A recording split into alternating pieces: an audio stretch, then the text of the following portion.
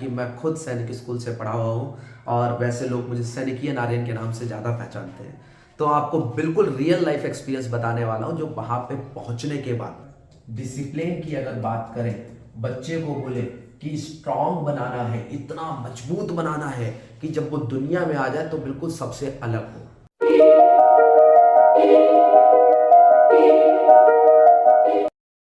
आप लोग तैयार हैं? उससे पहले मैं अपने बारे में बता दूं, I am cadet Aryan. Cadet क्यों लगाया? बच्चा एक्सपीरियंस करने वाला है, आप खुद एक्सपीरियंस करने वाले हो, कई पेरेंट्स इस चीज़ को देखेंगे समझेंगे। तो मैं सारे एक्सपीरियंसेस बताता हूं क्योंकि मैं खुद सैनिक स्कूल से पढ़ के आया हूं और मेरे कई बच्चे, इवन मेरा खुद का भाई अभी सैनिक स्कूल में ही पढ़ रहा है। तो एक पेरेंट्स का भी यहाँ पे एक्सपीरियंस है, यहाँ पे एक बच्चे का भी एक्सपीरियंस है जो सैनिक स्कूल से पढ़ के आया है। तो सारे एक्सपीरियंसेस शेयर करता हूँ आप लोगों के साथ। आप समझिएगा किस तरह से सैनिक स्कूल में भेजने का मतलब बस डिफेंस फोर्सेस नहीं होता। वहां पे भेजने की जो एक्सपेक्टेशन है, क्या पता वो आपकी ज्यादा लो हो या बहुत ज्यादा हाई हो। आपने जो मान रखा है वो बहुत ज्यादा सोच रखा हो या बहुत कम सोच रखा हो। तो सारी चीजों के ऊपर एकदम हम लोग विस्तार से बात करने वाले हैं, तो चीजों को समझिएगा। सबसे पहली चीज तो मैं सैनिक स्कूल में 2013 में गया था अप्रैल में। तो मैं अपना शुरू से एक्सपीरियंस बताता हूँ। मैंने किसी कोचिंग में जाकर प्रिपरेशन करी थी, झुंझुनू राजस्थान। खैर वो कोचिंग तो मेरे लिए तो एक बहुत टफेस्ट मार्क था कि हाँ भाई ठीक है, इतना मुश्किल से वहाँ पहुँचे और वहाँ पहुँचने के बाद जब प्रिपरेशन करना शुरू किया तो जो टीचर्स का व्यवहार था और वो सब चीज़ें मुझे तो नहीं पसंद आई। ठीक है, मैं उस समय छोटा था, तो एक बच्चे को जो करीबन अभी 7-8 साल का है, 9 साल का है, 9 साल के बच्चे से आप अगर बोलो कि ये तैयारी कर, ठीक है वो करेगा, लेकिन अगर उससे कोई बिगड़ता है या फिर कोई उसे उस टफनेस के साथ एकदम कंट्रोल करता है तो शायद बच्चा समझ ना पाए। तो मुझे कोचिंग का जो एक्सपीरियंस बताऊं वो थोड़ा सा डिफिकल्ट लगा और वहाँ पे कुछ चीज़ों को मैंने फेस किया, जैसे कि बहुत ज़्यादा चीज़ें बेवजह पढ़ाई गई। इसके अलावा जो तैयारी है, तैयारी के लिए उन्होंने क्या किया, जो वास्तव में काम का था उससे हटके, और स्कूल में जाने के बाद मैंने जो चीज़ें एक्सपीरियंस की वो बिल्कुल डिफरेंट थी जो कोचिंग में करी। मतलब कोचिंग में बस रटवाया, तैयारी करवाई, वही 200 सवाल 250 सवाल रटवा रहे थे, करवा रहे थे लगातार, और वही करके हमने पेपर में बैठे। मेरी ऑल इंडिया 3rd रैंक थी। ऑल्दो ये बहुत अच्छी रैंक है, बट मैंने कोचिंग मात्र 1.5 महीने करी थी। ये रियलिटी है। ठीक है, तो हम कह सकते हैं हाँ कोचिंग का बहुत बड़ा महत्व था। अगर वो इतने बढ़िया बढ़िया टीचर्स ना होते तो शायद प्रिपरेशन तो करना मुश्किल था, क्योंकि मुझे कोई गाइड करने वाला नहीं था। हम एक बहुत नॉर्मल फैमिली से बिलोंग करते हैं। My father is a farmer. ठीक है, वो किसान है एक। तो नॉर्मल फैमिली से किसी ने ऐसी रिकमेंड कर दिया और सैनिक स्कूल भेज दो। ठीक है, उन्होंने बोला ठीक है भेजते हैं, देखते हैं क्या होगा। जाके उन्होंने डाल दिया स्कूल में, बोले वहाँ राजस्थान में जाके पढ़ो। ठीक है, मैं बरेली से रहने वाला, उत्तर प्रदेश से, पहुँचने मिलने वाला कोई नहीं, महीनों तक ठीक है ऐसे वहाँ पढ़े हुए हैं आराम से। तो कुछ चीज़ों के डिफरेंसेस बहुत खराब और अजीब रहते हैं। ठीक है, जो पहली बार बच्चा गया उसके लिए स्पेशली, कि एक फैमिली के माहौल से तुरंत निकाल के उसको एक टीचर्स के माहौल में डालना, ये दिक्कत की बात थी। और वहाँ पे कुछ 3 महीने ऐसे थे हम लोगों के, सितंबर, अक्टूबर, नवंबर, ये 3 महीने ऐसे थे कि उंगलियां हमारी सूज गई थी लिखते लिखते, ये स्वेल हो गई थी। ये प्रिपरेशन का लेवल था। खैर उसने काम दिया, ऑल इंडिया 3rd रैंक बनी थी मेरी तो, लेकिन कई बच्चे ऐसे भी थे जो पास नहीं हुए। वहीं पे प्रिपरेशन मैंने भी करवाई है, चीज़ें देखी हैं, तो देखा है बच्चों को बहुत ज़्यादा सिलेबस नहीं चाहिए। और कई जगहों पे ऐसा हो रहा है कि उनको प्रिपरेशन करवा रहे लगातार, ये नहीं बता रहे स्कूल में जाने के बाद वो क्या एक्सपीरियंस करेंगे। तो उन चीज़ों के बारे में भी देखेंगे। हम लोगों ने वहाँ प्रिपरेशन करी, सारी चीज़ों की, RMS की करी, सैनिक की करी, RIMC की नहीं करवाई, हमें नवोदय करवाई। फिर जिसमें फॉर्म डालना था, जैसे मैंने केवल सैनिक में डाला, एक RMS में डाला जिसमें मैं क्वालिफाई नहीं हुआ, हालांकि सैनिक में रैंक ठीक थी।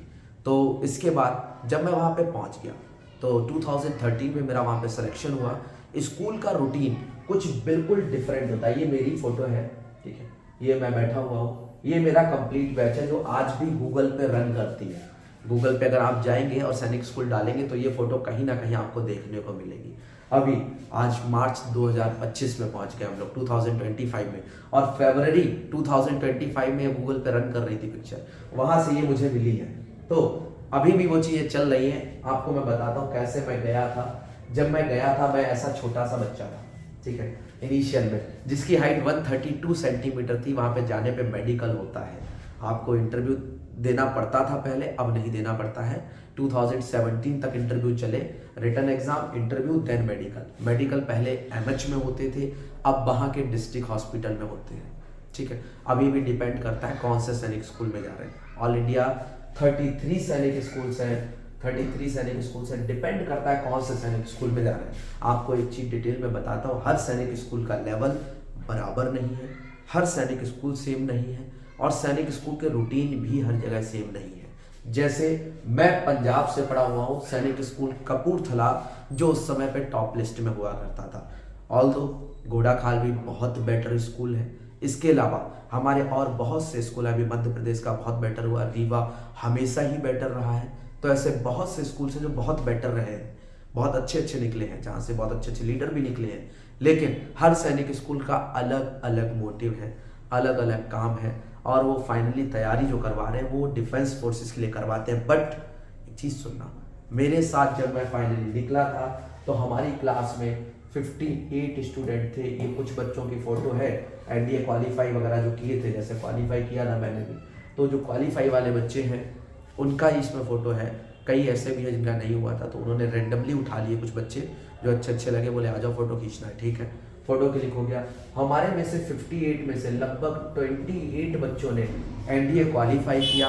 कुछ बच्चे बचे हुए जो है डॉक्टरी में चले गए, मतलब उन्होंने फर्स्ट अटेम्प्ट में, मेरी क्लास से कुछ ऐसे बच्चे थे जिन्होंने फर्स्ट अटेम्प्ट में नीट क्वालिफाई किया, कईयों ने आईआईटी क्वालिफाई किया स्कूल में पढ़ते पढ़ते, मतलब कोई प्रिपरेशन नहीं, कोई कोचिंग नहीं।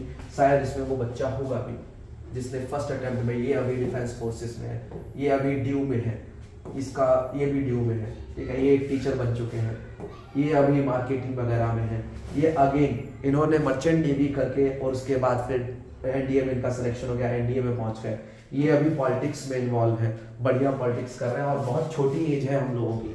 2013 में पास आउट हुए, तो अभी हम 22 साल के, सब 21-22 साल के बच्चे हैं ये। ठीक है, इसमें ए डॉक्टर है शायद अभी। ठीक है, ये आगे किसी कॉलेज से, बढ़िया कॉलेज से इनका ग्रेजुएशन हो गया है, अभी प्लेसमेंट पे है, इनका सीडीएस क्वालिफाइड हो गया है। ऐसे बहुत से हैं इसमें। ये ऑफिसर है, ये भी ऑफिसर है साथ में, Prabhat Kumar Sharma, all India top ranker.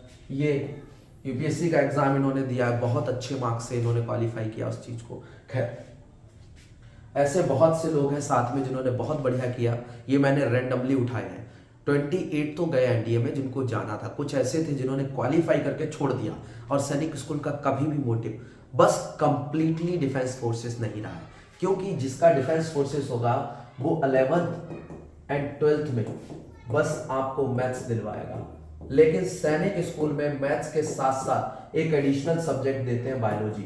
तो बायोलॉजी देने का सिंपल सा मोटिव यही है कि अगर बच्चा डिफेंस फोर्सेस में नहीं पहुंचता है तो अपनी डॉक्टरी लाइन और भी चीजें कर सकता है। कॉमर्स वहां पे नहीं है, सीए की प्रिपरेशन वहां से नहीं कर सकते, क्योंकि बच्चे को कहाँ जाना है भाई, एनडीए का तो एग्जाम देना ही देना है। ऑल्दो वहां के बच्चे बहुत एडवांस होते हैं, क्योंकि हमारे जो बैच में पहली बार जो सिलेक्शन हुआ था वो लगभग उस समय के टाइम पे 3,50,000 स्टूडेंट्स ने एग्जाम दिया था, जिसमें से लगभग 2700 बच्चे सेलेक्ट हुए थे, और हमारे स्कूल में लगभग 158 स्टूडेंट आए थे, जो अगेन चौंका देने वाली स्ट्रेंथ है और बहुत ज्यादा अलग। तो आपको बता दूं, जो 90 करते हैं, हमेशा 90 बच्चे ही सिलेक्ट नहीं होते स्कूल में। कई बार ऐसा भी होता है कि बच्चों की स्कूल में सीट खाली हो गई, बहुत ज़्यादा सीट खाली है, उस कंडीशन में उन्होंने बच्चे हद से ज़्यादा ले लिए। ये हमारा बैच था जिसको मैंने 7 साल के टेन्योर में दोबारा कभी रिपीटिशन में नहीं देखा कि इतने बच्चे आ जाए, पहली चीज़। दूसरी चीज़, इतने सालों से बच्चे भेज रहा हूँ, हर साल सैनिक स्कूल कपूरथला में मेरा एक बच्चा सेलेक्ट हो रहा है। 2020 में मैं पास आउट हुआ था, 2020 में 21 में हमारा बच्चा गया है, 21 में यहाँ से एक बच्चा सेलेक्ट हुआ, 22 में भी एक बच्चा सेलेक्ट हुआ। पंजाब में बस सिंगल सीट होती है, यूपी से बस सिंगल सीट होती है। हर साल एक सिंगल सीट पे हमारा कोई ना कोई बच्चा जा रहा है लगातार। पिछले 4 सालों में 3 बच्चे हमारे जा चुके हैं, 4 सालें हुई भी नहीं, 3 ही हुई हैं, ये 4th ईयर है अभी। 3 बच्चे ऑलरेडी सेलेक्टेड है, और कुछ टॉप रैंकर्स में भी है। तो एक ही सीट होती है, और मैं इनको देख रहा हूँ लगातार ये 90 बच्चों के बीच में सीट सिक्योर कर रहे हैं। कभी भी ऐसा नहीं हुआ अभी कुछ सालों से कि इतनी स्ट्रेंथ ली जाए। कभी कभी होता है, लेकिन तो सीटें फिक्स नहीं होती। अब जब मैं 6th क्लास में वहाँ पे पहुँचा, मेरा एडमिशन हुआ। एडमिशन के टाइम पे बहुत सी कागज़ों की मारामारी, जिसमें जाति, निवास, ये सब बहुत कॉमन से कागज़ रहते हैं। इन कागज़ों पे बड़ी आसानी से सिलेक्शन तो हो जाता है, सिलेक्शन के बाद वो कागज़ों के लिए बहुत दौड़ाते हैं। तो मेरा 3 अप्रैल 2013 में 3 अप्रैल 2013 में सिलेक्शन हुआ था। और मेरा जो एडमिशन है यहाँ, मतलब ये मेरा एडमिशन डेट था, और 6 अप्रैल 2013 में मैं वहां पे ज्वाइन कर पाया। मेरा फर्स्ट डे जो है वो 6 अप्रैल 2013 था, दिन सैटरडे था, ठीक है। इस दिन को मैं वहां पे सैनिक स्कूल में एंट्री किया था। मेरा रोल नंबर 7003 था। ये बड़े रोल नंबर दिए जाते हैं बच्चों को, आपके बच्चे को या फिर आपको भी शायद ये रोल नंबर मिलेगा जब वहां जाओगे, बड़ा रोल नंबर मिलेगा कोई। और ये रोल नंबर यूनिक होता है, किसी बच्चे को नहीं दिया जाएगा और एक बच्चे को ही मिलेगा। हमारा बैच 7000 से शुरू हुआ था और मेरा 7003 था, due to my rank 3rd rank थी ऑल इंडिया, इस वजह से। ये 3 दिन कहाँ गए ये सोचने वाली बात है। तो मैं इन 3 डेज में लगातार कागजों के लिए बाहर रन कर रहा था। पिताजी ले जाते थे, फिर से पहले दिन गए, उन्होंने बोला कागज पूरे नहीं हुए, फिर भगाया, फिर कागज पूरे नहीं हुए। तो अभी तो बहुत से पेरेंट्स आते हैं, बोलते हैं सर वहाँ पे क्या क्या चाहिए, तो मैं उनको बोलता हूँ ये चीज़ें करवा लो, हमने बहुत कंडीशंस फेस करी है, आप ना करो, ठीक है। तो ये बहुत सी चीज़ें रहती हैं जो हम लोगों ने 3-4 दिन बर्बाद किए। हमने 3-4 दिन बर्बाद किए क्योंकि रैंक ठीक थी, उन्होंने बड़ी आसानी से अलाउ कर दिया। मैं बता दूं, मेरे साथ में एक बच्चा था, ये जो मेरे साथ में बैठा होगा, हाँ ये जिनका मैंने मार्केटिंग में बताया, सज्जन गुप्ता, ठीक है। इनको लगभग 15 डेज लगे थे। इनका एडमिशन शायद 18 या 21 को हुआ था, 21 अप्रैल को, समझ रहे हो। 3 अप्रैल को एडमिशन था हमारा और 21 को जाके उनका ज्वाइनिंग हुई है। रीजन, वो लगातार रनिंग पे रहे बाहर। और ऐसा भी नहीं है कि वो घर चले गए, नहीं भाई, कई लोग ऐसा था कि घर गए, बच्चे को रास्ते में कहीं पे ऐसे कर दिया, होटल में रोक दिया, बेटा हो सकता है कल ही आना पड़े, हो सकता है बेटा परसों आना पड़े, 2 दिन बाद फिर लौट के आ रहे हैं, कागज दिखाए, बोले नहीं सर कागज पूरे नहीं हुए। तो कुछ चीज़ें ऐसी हैं जो कागजों की वजह से रोकते हैं, क्योंकि ऑल्दो उनका वर्किंग जो है, उनका जो एडमिनिस्ट्रेशन है वो बहुत कड़क है, तो उसमें कोई भी इंसान गड़बड़ नहीं कर सकता। जब एडमिशन हो गया हमारा, तो 6th क्लास में जो मेरा फर्स्ट डे था, तो वो भाई मैं सैटरडे को पहुंचा था इवनिंग में। संडे की मॉर्निंग जो है बहुत शांत सी होती है, आराम से 7 बजे के लगभग उठते हैं, 7 o'clock के लगभग उठते हैं संडे को। बस संडे की बात कर रहा हूँ बेटा, यही संडे का ही हमारा दिन ओके रहता है, बाकी तो सब ऐसी है। तो 7 o'clock को मैं उठा, आराम से लाइनअप होते हैं बच्चे वहाँ पे, जैसे मैं आज भी कोचिंग में बच्चों को लाइनअप करवाता हूँ, अपने पास जो रखे हुए मैंने फैमिली के तौर पे रखता हूँ, बहुत बच्चे रखता नहीं हर साल। तो जब मैं उनको लाइनअप करवाता हूँ तो उनसे बोलता हूँ सैनिक स्कूल में ऐसे ही लाइनअप होता है, लाइनअप हुए, ड्रेस चेक होती है प्रॉपर तरीके से, बढ़िया है कि नहीं है, और गलती होने पे एक बच्चे को नहीं सभी को पनिशमेंट मिलती है। ये प्रॉब्लम है, but punishment is not like that थप्पड़ मार रहे, नहीं, पनिशमेंट ऐसी होगी कि बच्चा बस फिजिकली स्ट्रांग हो, कोई मार पिटाई नहीं है।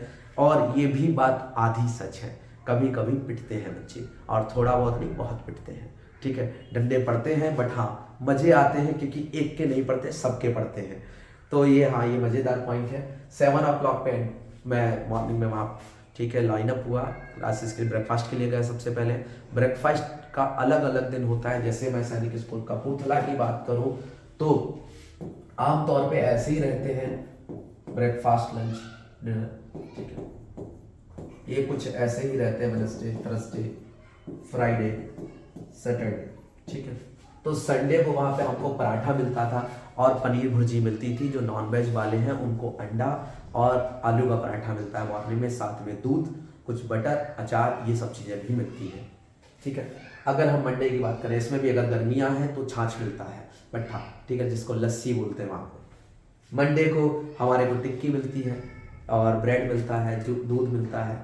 और दूध की क्वालिटी मैं बता दूं, हर एक बंदा स्कूल चला रहा है, कई जगहों पे हॉस्टल खुले हुए हैं, बट जो यहाँ सैनिक स्कूल कपूरथला में मैंने खाया है, जो मैंने एक्सपीरियंस किया है, मैं उस चीज़ की बताता हूँ आपको भाई, वैसा लेवल कहीं पे मैच नहीं किया जा सकता।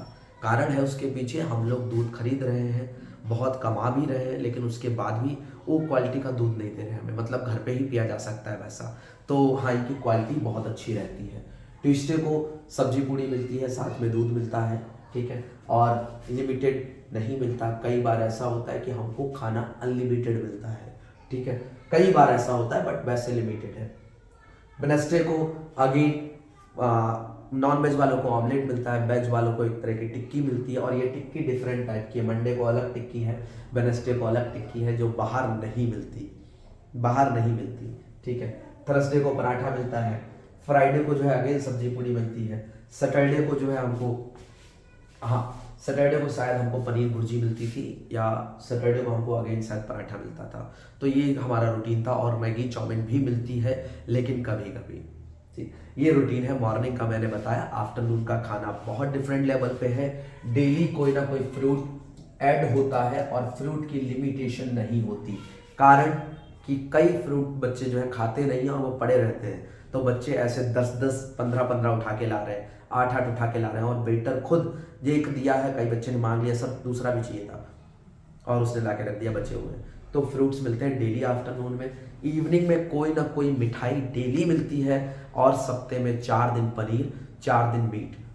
वेज वालों को पनीर मिलेगा और नॉन वेज वालों को मीट मिलेगा। खाने का पैटर्न कुछ इस तरह से, 600 बच्चों का मैच था हमारा, 650 का।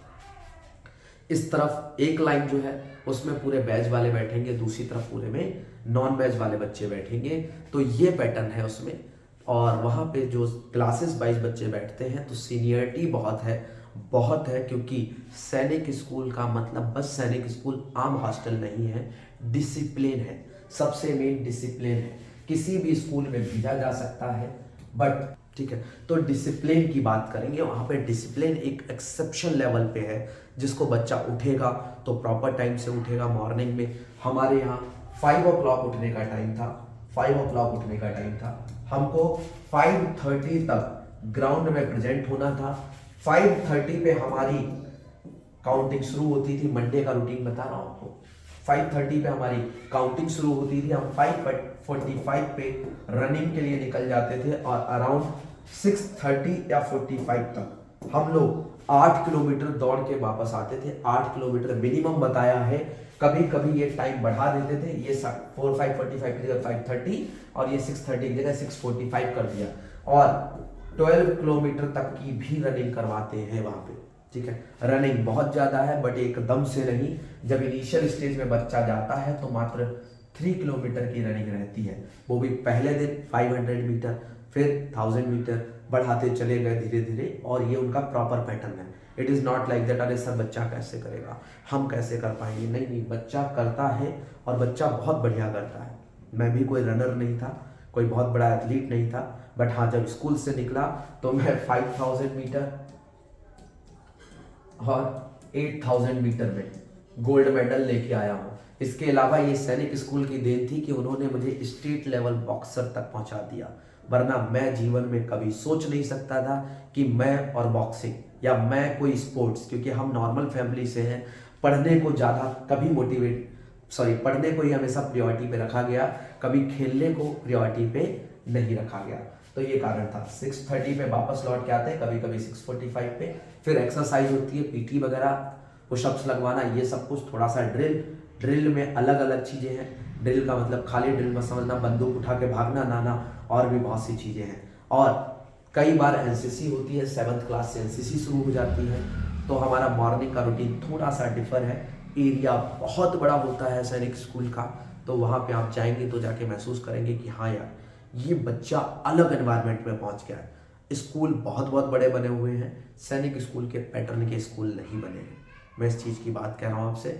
स्कूल बहुत सारे हैं, टीचर्स बहुत सारे हैं, बट वहाँ के लेवल के टीचर्स नहीं हैं। क्योंकि मैं एक आम हॉस्टल में ही पढ़ा था, कहाँ पे, झुंझुनू में। उसके बाद 12th के बाद मैं एक और आम हॉस्टल में गया, BHU में। BHU ऑल्दो आम नहीं है, बट सैनिक स्कूल के मुताबिक मुझे लगा वो आम है, क्योंकि वहाँ पे जो खाने का लेवल, चीज़ों का लेवल था, वो BHU में नहीं मिला मुझे। वो चीज़ें देखने को नहीं मिली, वो टीचर्स मुझे देखने को नहीं मिले जो सैनिक स्कूल में थे। मैं पूरे वर्ल्ड की टॉप यूनिवर्सिटी में से एक यूनिवर्सिटी का नाम ले रहा हूँ, और उसमें सैनिक स्कूल के मैंने कंपैरिजन नहीं बताया, तो उसके पीछे कोई ना कोई तो कारण रहा होगा, ठीक है। मेरा खुद का एक्सपीरियंस है, हो सकता है अलग अलग लोगों के बात अलग अलग मिले सुनने को, लेकिन जो मैंने महसूस किया कि सैनिक स्कूल के टीचर्स एक डिफरेंट लेवल पे। रीज़न है उसके पीछे कि कम बच्चे, ज़्यादा टीचर्स बड़ी आसानी से कोऑर्डिनेट करते हैं, और जो बात बच्चे पेरेंट्स से कभी नहीं कर पाते वो अपने टीचर्स को बताते हैं, और टीचर्स बड़ी आसानी से बच्चे को मोल्ड कर देते हैं, बेटा ये करो, तुम ये करो, अच्छा ऐसे तुम्हारा मन भटक जाता है, कोई बात नहीं तुम ये करो।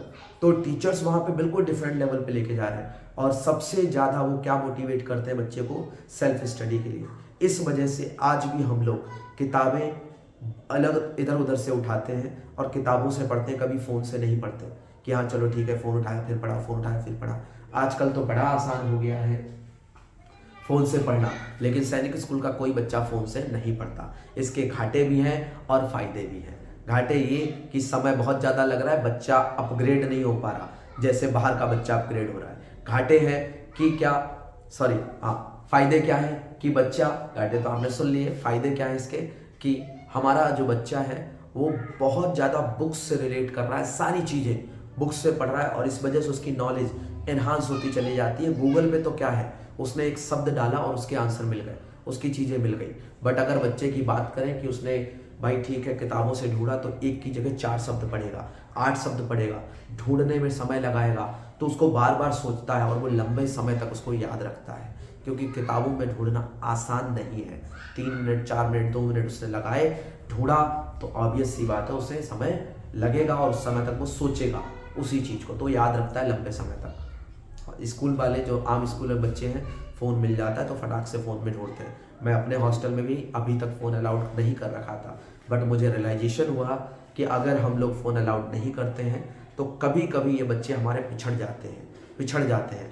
फ़ोन देना चाहिए, लिमिटेड एक्सेस में देना चाहिए कि कभी ठीक है सप्ते में 2 बार उठा के दे दिया, 3 बार उठा के दे दिया, बेटे ये ले आधा घंटा है तेरे पास, ये क्लास देख, ये चीज़ कर, ऐसे करके चीज़ों को करो। ये उनको समझाना बहुत ज़रूरी है, क्योंकि आम दुनिया आगे निकल जा रही है इन चीज़ों में। रियलिटी ये है, फ़ोन चलाने से उसको बहुत बड़ा प्रॉफिट नहीं मिलने वाला, बट कई लोग ऐसे हैं जो फ़ोन से ही बहुत कुछ कर रहे हैं, जैसे आज हम और आप फ़ोन से कनेक्ट हैं। तो ये सैनिक स्कूल में थोड़ी सी दिक्कत भी है और थोड़ा सा फ़ायदा भी है। इसके बाद जब आप मॉर्निंग में ब्रेकफास्ट करके आ जाते हैं तो 8 o'clock तक तैयार होने का टाइम मिलता है, कभी 45 मिनट, कभी 15 मिनट, कभी 20 मिनट तैयार होने को मिलते हैं, और बच्चा भाग के जाता है, फिर से लाइनअप होता है, ड्रेस चेक होती है, ड्रेस चेक होने पे गड़बड़ हुई तो वापस घर भगाते हैं, कहते हैं जाओ जाकर ड्रेस चेंज करके आओ, डांट मार भी पड़ती है।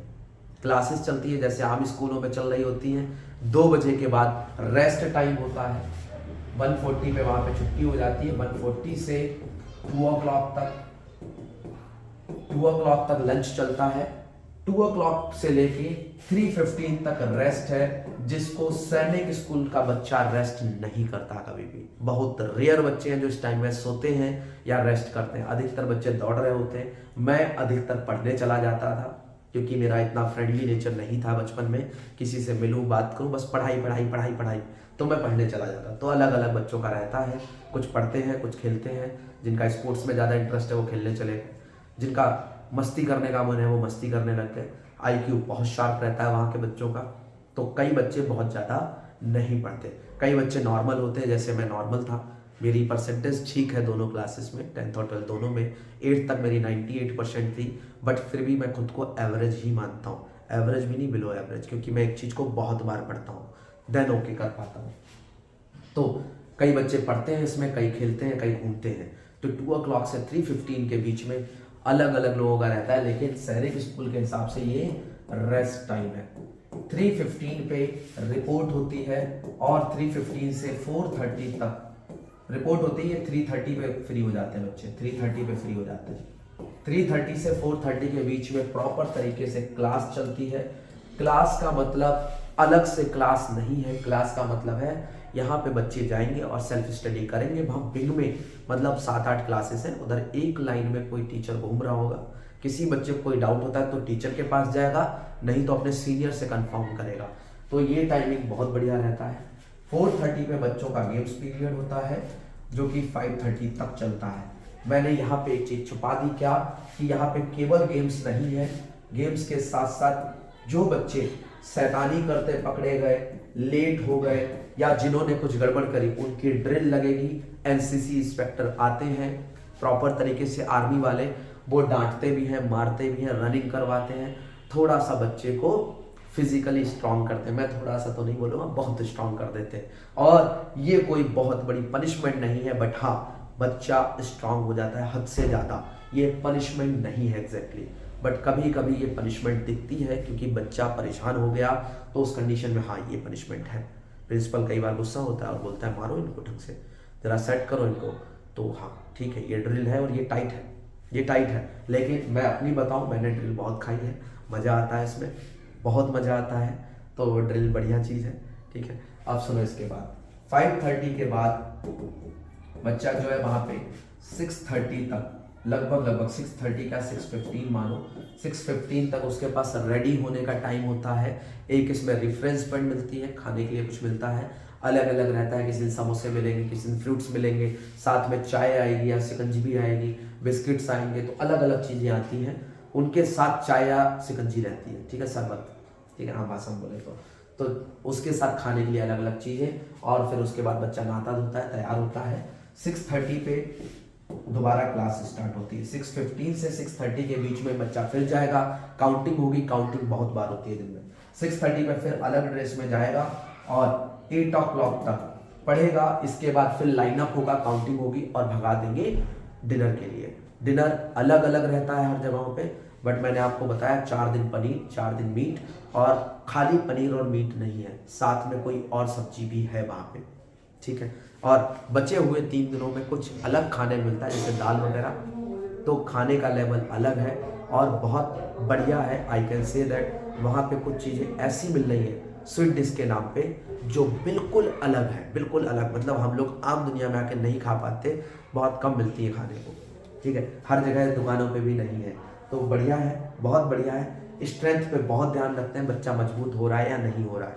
जो बच्चे स्पोर्ट्स में इन्वॉल्व होते हैं उन्हें आफ्टर डिनर एक्स्ट्रा दूध दिया जाता है ताकि वो दूध पिए, और फ्रूट्स भी दिए जाते हैं इवनिंग में, नाइट में, मतलब जब जा रहे हैं डिनर करके। तो ये वहाँ पे बढ़िया चीज़ है क्योंकि बच्चे पे बहुत ध्यान रखते हैं वो। क्योंकि आपको बता दूँ, फीस स्ट्रक्चर हम लोगों का अलग रहता है, आप रूटीन समझ गए, रूटीन समझ गए। 8:30 के बाद जब वो बच्चा खाना खा के जाएगा तो 9 o'clock से क्लासेस शुरू होंगी फिर से, और 10 o'clock तक क्लासेस चलेगी, देन वो रेस्ट पे चला जाता है। ये कई जगहों पे 10 o'clock है, कई जगहों पे 10:30 है, फिर वो रेस्ट पे चला जाता है। जिसमें मैं बता दूं, सारे बच्चे रेस्ट पे नहीं जाते, कई पढ़ते हैं, कई वहाँ पे थोड़ी बहुत मस्ती भी करते हैं। क्योंकि आपको बताया मैंने 58 में से 28 एनडीए गए, तो बचे हुए कहाँ गए? कुछ पहुँच गए डॉक्टरी में, कुछ पहुँच गए आईआईटी, और कुछ ऐसे भी हैं जो इधर उधर धक्के भी खाए। बहुत ज़्यादा नहीं, पर 5 से 10 बच्चे हर क्लास में ऐसे होते हैं जो सेटल्ड नहीं होते, तुरंत हो जाते हैं, आम दुनिया से बहुत बेहतर है, सेटल्ड हो जाते हैं। अभी भी मैंने सारी चीज़ें कवर नहीं की हैं, कुछ चीज़ें छोड़ी हैं, ठीक है, रेस्ट पे पहुंच गया। अब इसके बाद सुनिए, जब हमारा बच्चा अगर वो क्या कर रहा है, गेम्स वगैरह कर रहा है, तो उस कंडीशन में उसको बहुत कुछ खाने को मिलेगा, अलग से बढ़िया चीज़ें रहेंगी हमारे। जब वो चल रहे हैं प्रॉपर तरीके से क्लास टेस्ट वगैरह, तो डिफरेंट रहेगा। यहाँ पे डिसिप्लिन का बहुत इम्पॉर्टेंट रोल है, बहुत ज़्यादा इम्पॉर्टेंट रोल है, ठीक है। इस चीज़ को ध्यान रखिए, खाने में बहुत चीज़ें अलग रहती हैं, बढ़िया रहती हैं। इतनी चीज़ें आप समझ गए। आपको मैं फीस स्ट्रक्चर की बात बता दूं, जो मैं बताने जा रहा था, फीस स्ट्रक्चर की बात बता दूं, तो अभी के टाइम में फीस स्ट्रक्चर फर्स्ट ईयर में 1,35,000 है। भाई अभी बता रहा हूँ, ये बस फर्स्ट ईयर का है, क्योंकि मेरे टाइम में फर्स्ट ईयर की फीस कंपैरिजन कर लेना, फर्स्ट ईयर में मेरे टाइम में जो फीस थी वो 75,000 थी, 77,000 थी, ठीक है। नॉर्मल क्लास में होते हैं तो सब कुछ पता होता है घर वालों के बारे में, क्या चल रहा है, कैसी चल रही है, तो हमें पता है बहुत अच्छे से। हमारी 6th क्लास में 77,000 फीस थी और इधर अब 1,35,000 है। Although it is hard to manage, but एक चीज़ जानने के बाद आप बोलोगे कि हाँ मैनेज हो पा रहा है। पहले के टाइम में जो हमें बताया गया था, जो हमें रिसोर्सेज से पता लगा था कि डिफेंस फोर्सेस हर एक सिंगल बच्चे पे 3,50,000 गवर्नमेंट खर्च कर रही है, डिफेंस फोर्सेस खर्च कर रही है हर एक सिंगल बच्चे पे, ईयरली का खर्चा है। और ये पहली साल का मैं बता रहा हूँ, साल बढ़ती चली जाती है तो ये 5 लाख रुपए तक पहुंच जाता है। जो ईयरली गवर्नमेंट खर्च कर रही है, मतलब हम आम स्कूलों से कंपैरिजन करें, 10 लाख फीस वाली साल के कई स्कूल ऐसे भी हैं जहाँ 8 लाख 9 लाख फीस है, 10 लाख फीस है, हमें भी वहाँ बच्चे मिलते थे।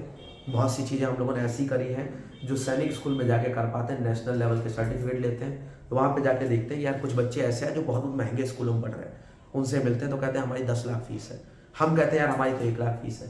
एक्चुअल में हम इसको कभी काउंट नहीं करते जो हमारे ऊपर गवर्नमेंट खर्च कर रही है, तो गवर्नमेंट वहाँ पे बहुत खर्च करती है। ये 6th क्लास की फीस है, 6th क्लास की फीस है। जब 7th में पहुंचते हैं तो बच्चे की रैंक, कास्ट और पेरेंट्स की इनकम, इन 3 चीजों के बेस्ड पे फीस जो है कम हो जाती है, फीस जो है वो कम हो जाती है। ठीक है, ये 3 के तीनों क्राइटेरिया लगते हैं। और डिफेंस फोर्सेस के लिए ये फीस इतनी नहीं है, डिफेंस फोर्सेस के लिए फीस अराउंड 1 लाख के आसपास है और कम ही है। वहाँ पे हमारे टाइम में डिफेंस फोर्सेस के कुछ बच्चे आते थे तो उनकी फीस वो बोलते थे कि हमारी 45-50 हज़ार रुपये है। उनका एग्जैक्ट कभी जानने को नहीं मिला क्योंकि डिफेंस वाले बच्चे अपने पेरेंट्स से इतना लिंक भी नहीं रहते थे कि फीस का पूछ पाए, और वो मना कर देते थे, नहीं नहीं तुम क्या करोगे जान के। हमको पता रहता था अपने बारे में, तो हम अपनी बता रहे हैं। फीस कम रहती है, उनको कंसेशन मिलता है, जो रिटर्न में है वो 30% से लेके 50% तक कंसेशन है हर एक डिफेंस में रहने वाले पेरेंट्स में। जो भी डिफेंस में है पेरेंट्स, उनका अगर बच्चा जाता है तो 50% तक कंसेशन मिल जाता है फीस में हर साल। ठीक है, तो इनका 7th के बाद फीस कम होती चली जाती है। मैं अगर अपना बताऊं तो मेरी 11th क्लास में मेरी जो फीस गई थी खुद की, वो अराउंड 22,000 गई थी, 22,000। इसके अलावा एक सिंगल रुपए मैंने खर्च नहीं किया स्कूल की फीस पे। और जब मैं 12th क्लास में आया तो मेरी फीस अराउंड 12,000 के आसपास थी। ये मैंने बढ़ा के लिखी है क्योंकि हमने जो जमा किया था वो 5,000 जमा किया था। बाद में जब मैं गया दोबारा टीसी वगैरह लेने तो पैसा एक्स्ट्रा हमसे पड़ा। अब वो पता नहीं फाइन के रूप में पड़ा या फिर और चीज़ों के बेसिस पे, तो टोटल जो मेरा गया है 12th क्लास में वो 12,000 के आसपास गया है। मतलब यही ऑल दो टोटल फीस रही है। तो फीस कम होती चली जाती है। ध्यान ये रखना है, अगर आम क्लास से हो तो इनकम सर्टिफिकेट अगर लो है तो उस कंडीशन में आपको बहुत कंसेशन मिलता है, बहुत ज़्यादा कंसेशन मिलता है। बट इसमें बहुत से फैक्टर्स हैं कि आपकी गवर्नमेंट कैसी है, उस समय के टाइम की डिफेंस फोर्सेस कैसी हैं। जैसे अभी की बात करें तो बच्चों को कंसेशन मिल रहा है, बट पता नहीं कि अब से 3 साल बाद इतना कंसेशन मिलेगा या नहीं मिलेगा। जब मेरी फीस 22,000 गई थी उस समय के टाइम पे स्कूल फीस 1,17,000 थी, 1,17,000 थी। और ये आजकल फीस जो है 1,35,000 से लेके 1,55,000 अलग अलग सैनिक स्कूल्स में है। 1.5 लाख के लगभग फीस जा रही है। मैं कपूरथला की बात करूं तो लास्ट जो बच्चा गया है उसकी फीस 1,35,000 गई है। इंस्टॉलमेंट कितने रहते हैं? ये फीस आप 3 बार में भी जमा कर सकते हैं, 3 इंस्टॉलमेंट में। लेकिन ये इंस्टॉलमेंट वाला चक्कर इनिशियल डेज में चलता है, तो मैं अपने एक्सपीरियंस के बेसिस पे आपको बता रहा हूँ। इंस्टॉलमेंट पूरी लाइफ के लिए नहीं, 7 साल के लिए नहीं ऐसा होता है। आप इसे 4 से 5 बार में भी जमा कर पाते हो अगर कोई दिक्कत होती है तो। ठीक है, ऐसा बहुत बड़ा नहीं। फिर आम स्कूलों की तरह फीस जाती है तो इतना वो प्रेशर नहीं डालते क्योंकि उनका मेन मोटिव पैसा कमाना नहीं है। ये मैंने खुद ऑब्जर्व किया है, जो चीज़ें देख रहा था, तो उनका मेन मोटिव पैसा कमाना नहीं है। तो आपकी इंस्टॉलमेंट ज़्यादा चली जाती है। तो फीस के मामले में कह सकता हूँ हाँ थोड़ा महंगा है, थोड़ा नहीं बहुत महंगा है उस कंडीशन में। लेकिन हम ये देखें गवर्नमेंट कितना खर्च कर रही है तो बहुत सस्ता स्कूल है, सैनिक स्कूल बहुत सस्ता है उस मुताबिक। आप बहुत महंगे स्कूल में पढ़वाने की कोशिश कर रहे हो, जैसे प्लानी हो गया, शेरवुड हो गया, इन स्कूलों में पढ़वाने की कोशिश कर रहे हो, तो मेरे ख्याल से उससे बेहतर है ये। क्योंकि यहाँ पे बच्चा मजबूत, आम जनता से बिल्कुल अलग, हर दिन कोई ना कोई बच्चा जाके टॉपिक बोल रहा है, हर दिन बच्चा ड्रिल में जा रहा है, हर दिन बच्चा पूरी बाइट जो जितने भी बच्चे हैं सभी को गाइड कर रहा है, और अलग अलग दिन पे अलग अलग बच्चे का नंबर आता है। तो वो एक बच्चा बनता है कैडेट ऑफ द डे, उसको एक पट्टा मिलता है 9th क्लास में। और डेली किसी ना किसी का नंबर आता है, साल में करीबन 3 से 4 बार, जो पूरे स्कूल को अकेले संभालता है। मतलब ही act as a vice principal, ठीक है। वो दिन अलग होता है, 9th क्लास में ऐसा होता है। तो बच्चे के हाँ मज़े भी हैं और वो बच्चा बहुत कुछ सीखता है, किसी आम स्कूलों में ऐसा नहीं होता। मेरे पास बहुत बच्चे प्रिपरेशन करने आते हैं, बताते हैं, तो मैं उनसे पूछता हूँ क्या ऐसा होता है, बोलते नहीं। मैंने कहा तो क्या सीख रहे हो तुम लोग? बहुत सी चीज़ें नहीं सीख पा रहे, तो मैं उनको बोलता हूँ ये ऐसे करना तुम सीखोगे, ये करना ऐसे सीखोगे, क्योंकि सैनिक स्कूल की कहानी कुछ अलग है। आम स्कूलों में नहीं बता पा रहे, वो चीज़ें कर ही नहीं सकते। आप लोग भी जैसे घर पे बच्चा आता है तो उसको बहुत सी प्रिपरेशन हम लोग नहीं करवा सकते, घर पे नहीं, माहौल ही नहीं दे पा रहे। सैनिक स्कूल में माहौल मिलता है।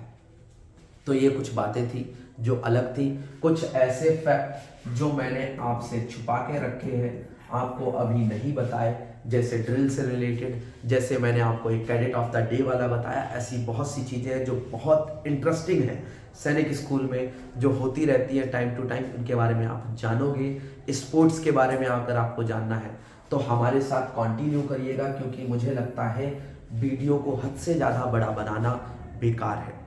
पेरेंट्स बोर भी हो जाते हैं, सबके पास समय की कमी भी है। बाकी जिसको भी सैनिक स्कूल के बारे में जानना है, रियल लाइफ एक्सपीरियंस लेना है, तो हमसे जुड़े रहिए। और हाँ, फ्री प्रिपरेशन भी चला रहा हूँ मैं, तो यूट्यूब पे फ्री क्लासेस पढ़ती हैं।